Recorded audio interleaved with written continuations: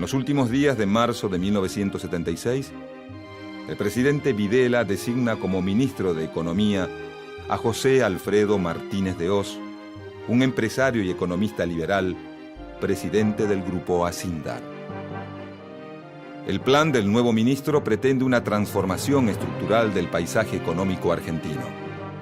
Según su diagnóstico, existen dos grandes males que impiden el desarrollo del país.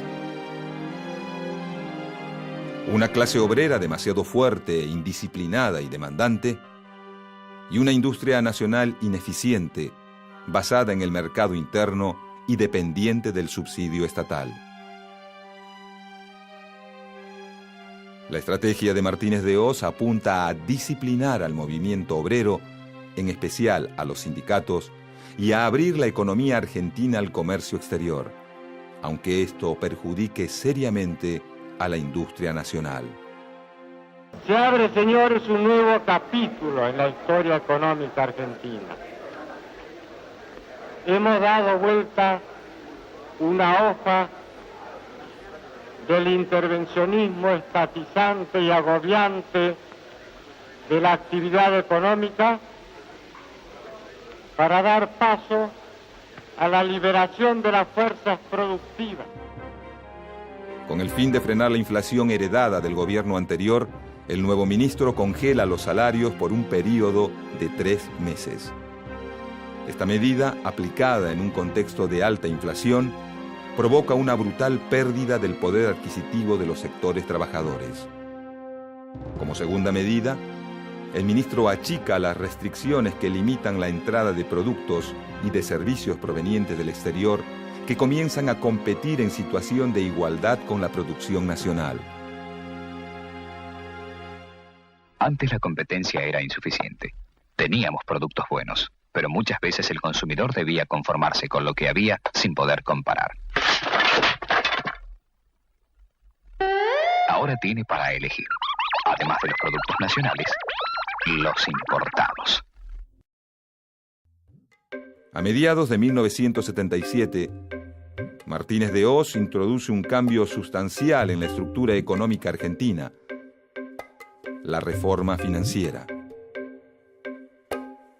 Para lograr una mayor disponibilidad de divisas, el Estado Nacional libera las tasas de interés de los bancos y elimina progresivamente las restricciones a los movimientos de capitales del exterior.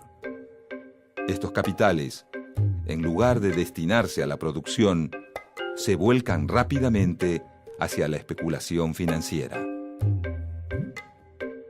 A partir de 1977, empresas privadas, pequeños comerciantes y hasta ciudadanos comunes se vuelcan al juego de la especulación, que produce abundantes ganancias a corto plazo, pero que tiene un efecto negativo sobre la estructura productiva del país. El espectáculo de una bolsa de comercio, donde en una semana ha sido posible para algunos ganar sin trabajar el 100 y el 200%, donde hay empresas que de la noche a la mañana duplicaron su capital sin producir más que antes. La rueda loca de la especulación en dólares, letras, valores ajustables, la usura simple que ya calcula el interés por hora, son hechos bien curiosos bajo un gobierno que venía a acabar con el festín de los corruptos. Basta andar unas horas por el Gran Buenos Aires para comprobar la rapidez con que semejante política la convierte en una villa miseria de 10 millones de habitantes. Ciudades a media luz, barrios enteros sin agua, porque las industrias monopólicas saquean las napas subterráneas.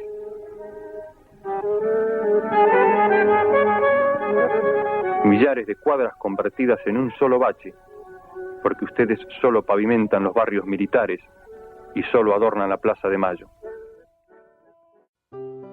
Otra de las metas económicas de la Junta Militar es la reducción del gasto estatal. Pero salvo por una serie de despidos masivos en la administración pública, el Estado argentino, lejos de achicar su gasto, lo aumenta. Desde 1978 hasta entrada a la década de los 80, el gobierno militar favorece con grandes subsidios y ventajas impositivas a varios grupos empresarios ligados al poder. Al mismo tiempo, se dedica a financiar obras públicas de gran magnitud, como las autopistas de la ciudad de Buenos Aires, la central atómica Atucha II y el canal de televisión ATC, otorgando las concesiones a empresas privadas de conocidos vínculos con miembros del gobierno. Pero en 1978, el Estado argentino lleva a cabo su maniobra de propaganda más cara y efectiva. La Copa del Mundo para Argentina fue un compromiso que en su momento adquirió el país y que en estos momentos lo está cumpliendo. Pero por sobre todas las cosas es un hecho también político. Para fines de 1978, el éxito deportivo de la selección nacional, sumado al furor de la especulación financiera, la famosa plata dulce, generan una ola de confianza y aprobación hacia las políticas del gobierno. En este contexto, el ministro Martínez de Hoz decide redoblar su apuesta económica. En el mes de diciembre, el gobierno reduce drásticamente los aranceles a las importaciones. En cuestión de meses, el país se ve invadido por una ola de productos extranjeros. Para la misma época, el ministro pone en marcha una reforma en el sistema cambiario que establece una disminución progresiva y programada del precio del dólar. ¿Levantar el techo? Veamos. ¡El techo, por favor!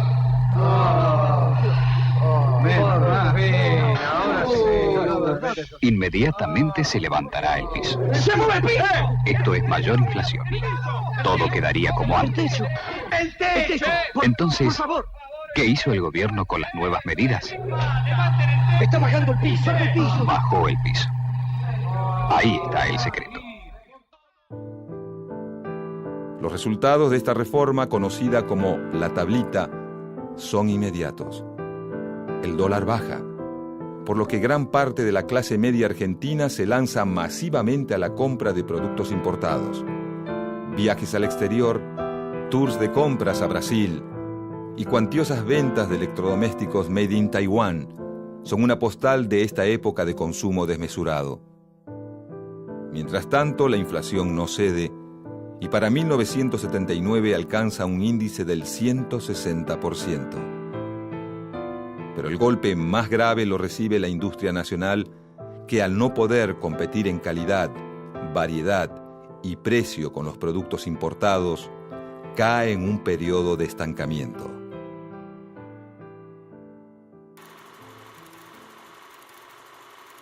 Llegada la década de los 80, la pequeña y mediana industria atraviesa una crisis terminal. Con la economía dolarizada, muchos empresarios se ven obligados a cerrar sus fábricas. Por otra parte, los grupos económicos más importantes aprovechan las ventajas financieras de la época para expandir sus actividades a todos los rubros.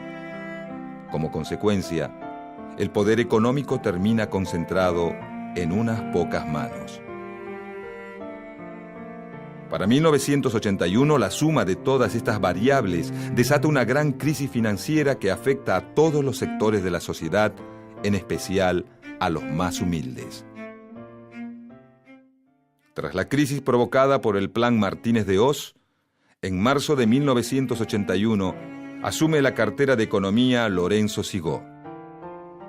Una de sus primeras medidas es devaluar la moneda nacional en un 400%. Señalan de que el problema de la devaluación va a traer un aumento considerable en los precios, ¿o no? Nosotros no esperamos que haya un efecto mínimo, un efecto desmesurado, un efecto razonable. Esto forma parte de la estrategia. Esta medida significa un durísimo golpe para la industria nacional. Muchos empresarios que para poder sobrevivir habían tomado créditos en dólares, ven cómo sus deudas se cuadriplican en poco tiempo. Si bien para los grandes grupos económicos la situación es complicada, pronto reciben la ayuda del Estado. En julio de 1982 es designado al frente del Banco Central Domingo Felipe Cavallo. Una de sus primeras medidas implica asumir como pública las deudas privadas de las grandes empresas. A esta nacionalización de la deuda privada se suma un cambio en las políticas del Fondo Monetario Internacional y la Banca Mundial que dejan de ofrecer préstamos baratos a los países latinoamericanos. Durante los años de la dictadura, la deuda externa argentina se multiplica por 6. Dictada por el Fondo Monetario Internacional, según una receta que se aplica indistintamente al Zaire o a Chile, a Uruguay o Indonesia, la política económica de esa junta solo reconoce como beneficiarios a la vieja oligarquía especuladora y a un grupo selecto de monopolios internacionales encabezados por la ITT, la ESO, las automotrices, la US Steel, la Siemens, al que están ligados personalmente el ministro.